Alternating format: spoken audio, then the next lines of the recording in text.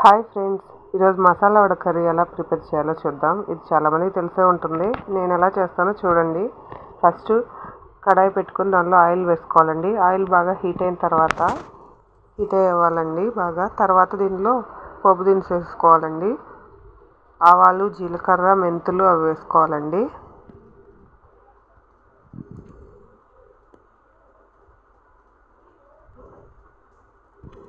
దీనికైతే ఇంగ్రీడియంట్స్ అండి, మసాలా వడలు తీసుకోవాలండి, అలాగే టమాటా ఆనియన్స్ కట్ చేసి పెట్టుకోవాలి, కరివేపాకు కూడా తీసుకోవాలండి, ఇప్పుడు చింతపండు రసం కొంచెం తీసుకోవాలండి.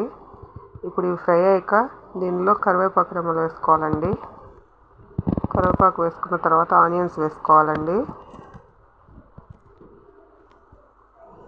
ఆనియన్స్ అన్నీ బాగా ఫ్రై అయ్యేదాకా గరిటెతో తిప్పుతూ ఉండాలండి. నేను ఆనియన్స్ ఫ్రై అవ్వడానికి కొంచెం సాల్ట్ వేస్తున్నాను అండి, త్వరగా ఫ్రై అవుతాయని.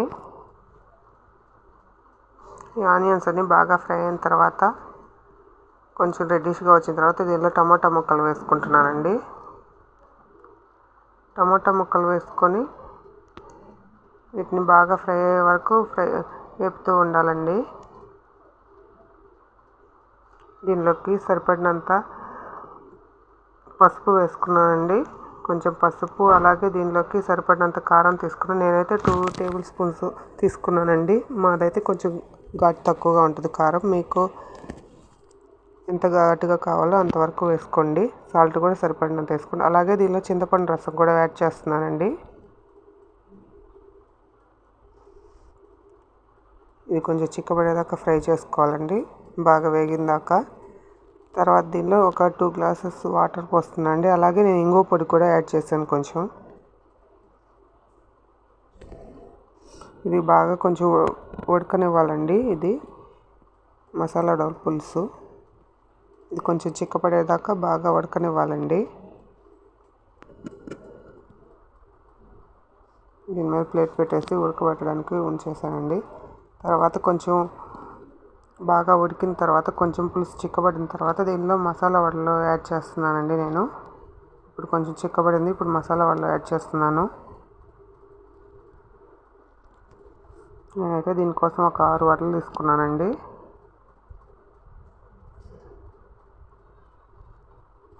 ఇవి కూడా వేసుకొని తర్వాత వీటిని కూడా మూత పెట్టి కొంచెంసేపు బాగా ఉడకనిస్తే పులుసు బాగా పడుతుందండి వాటికి. ఇవి ఎంతో టేస్టీగా ఉంటాయి అప్పుడు. తర్వాత ఇది పులుసు కొంచెం చిక్కబడిన తర్వాత చూసుకోవాలండి.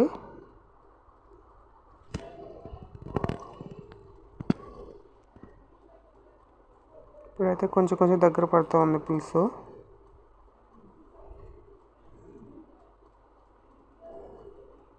ఇప్పుడైతే ఆల్మోస్ట్ రెడీ అయిపోయిందండి. ఇది కొంచెం చిక్కబడగానే ఆఫ్ చేసేయాలండి. ఇది ఎంతో టేస్టీగా ఉంటుంది. మీరు ఒకసారి ట్రై చేయండి. Please subscribe my channel.